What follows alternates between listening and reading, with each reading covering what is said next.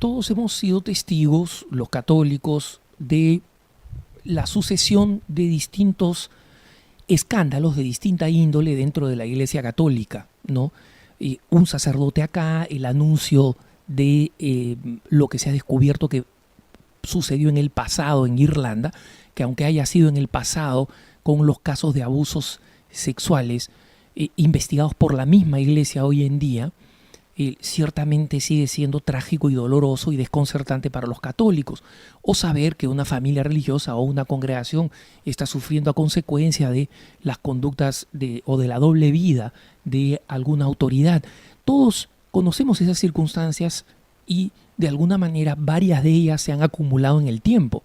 Entonces eso desconcierta a algunos y hace preguntar, bueno, en primer lugar, ¿no se necesitaría más transparencia en la Iglesia? Y en segundo lugar, preguntar cuál debe ser nuestra reacción como católicos. Son preguntas legítimas, pero esas preguntas no se pueden responder si no se tienen en cuenta dos elementos fundamentales. En primer lugar, el sentido histórico y en segundo lugar, el sentido de nuestro deber como católicos. ¿A qué me refiero con el sentido histórico? Muchas veces los católicos, porque no conocemos la historia de la Iglesia, creemos que lo que acontece en nuestra época es único. Solo en nuestra época ha habido un escándalo como el que nosotros estamos viviendo. Solo en nuestra época se ha dado tanta incredulidad entre la gente y tanta apostasía y herejía. Solo en nuestra época ha habido un gran papa como el Papa Juan Pablo II. No es así. La Iglesia ha vivido escándalos peores que estos. Cuando uno revisa la historia y ve, por ejemplo, los que se conocieron como los siglos de plomo, el siglo X y XI, después de Cristo, obviamente, en la historia de la Iglesia, son catastróficos, y otros muchos más en términos de escándalos y de conductas absolutamente escandalosas. Nosotros no sabemos lo que es una herejía de las dimensiones de las que fue el arrianismo en el siglo IV y V. Hay historiadores que dicen que probablemente en algún momento más de la mitad de los cristianos eran herejes, es decir, arrianos. Es la herejía propuesta por Arrio, que señalaba que Jesús no tenía una naturaleza divina, que era simplemente un hombre, ¿no? Y fue una herejía que duró muchísimo tiempo, que tomó a las principales mentes de la Iglesia Católica de entonces. Los principales padres de la Iglesia alrededor del siglo IV gravitan todos en torno al problema del arrianismo, ¿no? Desde San Ambrosio hasta San Agustín y varios más en el Oriente. Entonces, nosotros hemos vivido épocas así, hemos vivido épocas donde hemos tenido papas como San León Magno, el Grande, como le llamamos a Juan Pablo II el Grande, San Gregorio Magno, tiempo después como el mismo Juan Pablo el Grande, y así sucesivamente. Hemos tenido una Teresa de Calcuta en esta época. En alguna época la Iglesia Católica tuvo a una Teresa de Ávila que gravitó muchísimo en la política española, o Santa Catalina de Siena, que además de ser mística y de ser una doctora de la Iglesia, le escribía al Papa con gran fidelidad pero con firmeza, señalándole que tenía que regresar a Roma a liderar a su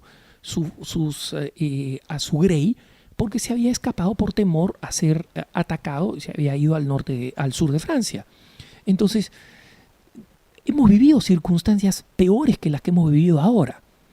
Si nosotros simplemente nos escandalizamos es porque nos falta conciencia de la historia de la Iglesia, y con esto no quiero decir que porque ha sucedido antes está justificado que suceda ahora. No, simplemente la historia nos revela algo que no podemos olvidar. Los hombres siguen siendo humanos, es decir, siguen estando heridos por el pecado y siguen teniendo la libertad de escoger entre el bien y el mal, y a veces ejercen mal esa libertad y escogen el mal.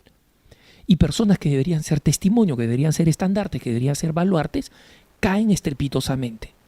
Pero utilizando el símil que usaba el Papa Benedicto XVI, me parece muy importante decir que, como decía el Papa, muchas veces el estruendo que produce la caída de un gran árbol nos hace olvidar el silencioso crecimiento de todo el bosque. Y efectivamente, ¿cuántas personas tienen en cuenta, por ejemplo, el valor que están ofreciendo a la Iglesia los nuevos movimientos, asociaciones y familias religiosas que están surgiendo? el hecho del crecimiento vocacional extraordinario en África o el crecimiento de la iglesia en la India o el crecimiento de las vocaciones en Filipinas y en Corea, donde los católicos han crecido del 3 al 10% en poco más de una década. Y es un país que ya está dando vocaciones, que ya está dando dinero de ayuda para la iglesia con solamente 10% de católicos, pero que pasaron, como digo, poco más de una década del 3 al 10%. Ahí tenemos un gigante, una potencia católica dormida en crecimiento, dormida a los ojos del mundo, no en la realidad. En la realidad es una realidad tremendamente vital. ¿Quién reporta sobre eso? Nadie. ¿En qué revista de variedades o de escándalos sale iglesia en Corea crece estrepitosamente? Nadie lo saca. Entonces nosotros no podemos perder el sentido de la historia y del tiempo. Y tenemos que recordar que circunstancias contradictorias en la iglesia, trágicas, escandalosas, vergonzosas y hermosas, radiantes, repletas del testimonio de santidad en otras, siempre se han sucedido y se han entretejido en esta realidad que está siempre herida por el pecado y siempre asistida por la gracia de Jesucristo, que es la iglesia. En segundo lugar, es el tema de la tarea de los católicos. Los católicos tenemos que entender que, salvo que alguno de nosotros sea obispo o sea una autoridad o tenga un papel específico que le obligue o se encuentre en una circunstancia que le obligue a él intervenir, en la mayoría de los casos nosotros no podemos hacer mucho. Cuando un sacerdote, por ejemplo, se convierte en una causa de escándalo debido a su doble vida, ¿qué podemos hacer nosotros? ¿Escandalizarnos? ¿De qué sirve? Lo único que podemos hacer es que la brecha que ha sido abierta en el cuerpo de la iglesia, que es nuestra madre, es decir, la herida hecha en el cuerpo de nuestra madre, tiene que ser sanada. ¿Con qué? Con la santidad. Los problemas de la iglesia requieren soluciones muchas veces administrativas que no han sido tomadas adecuadamente, sin duda. Pero la solución de los problemas no es una solución administrativa. No es que los obispos hagan tal o cual cosa, sean tanto más transparentes. Porque cuando decimos transparencia, ¿qué cosa estamos diciendo exactamente?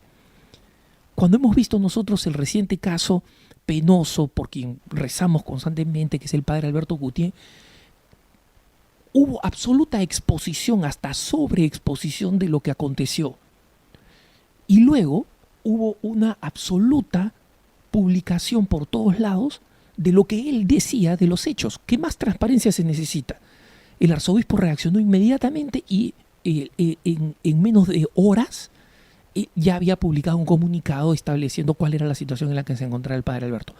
¿Qué más transparencia se necesita? Justamente no son las soluciones administrativas las que van a cambiar a la iglesia. Va a ser la santidad, porque de eso vive la iglesia. La iglesia vive de la fidelidad de sus miembros a Jesucristo. Y eso nos incluye a nosotros, a ti y a mí. Si nosotros no cumplimos con nuestro deber, somos parte del problema. El problema principal de la iglesia no es el escándalo de uno u otro. Ciertamente ese es un problema, pero el verdadero problema es la cantidad de peso muerto que carga la iglesia por la cantidad enorme de tibios y mediocres que muchas veces nosotros mismos somos. No nos terminamos de convertir y, en consecuencia, como dice el Señor Jesús en el Apocalipsis, nos convertimos en vómito, porque no eres ni frío ni caliente, porque eres tibio, te vomitaré de mi boca. Entonces, justamente esa es la razón por la cual tenemos que ser conscientes que nuestra tarea no está en escandalizarnos, salvo que tú seas obispo. No te toca muchas veces tomar las decisiones que son necesarias. Lo que tú puedes hacer, lo que sí está a tu alcance, lo que está a mi alcance, lo que está a nuestro alcance, es nuestra santidad de vida. Contamos con la gracia, contamos con el llamado que lo conocemos, falta poner ahí nuestro compromiso y nuestra voluntad. Solamente en esa medida las cosas cambiarán como tienen que cambiar. Y solamente así los católicos estaremos cumpliendo el papel que realmente nos corresponde cuando se suscitan escándalos que siempre, lamentablemente, van a acompañar la vida de la iglesia. Que tengas un buen día.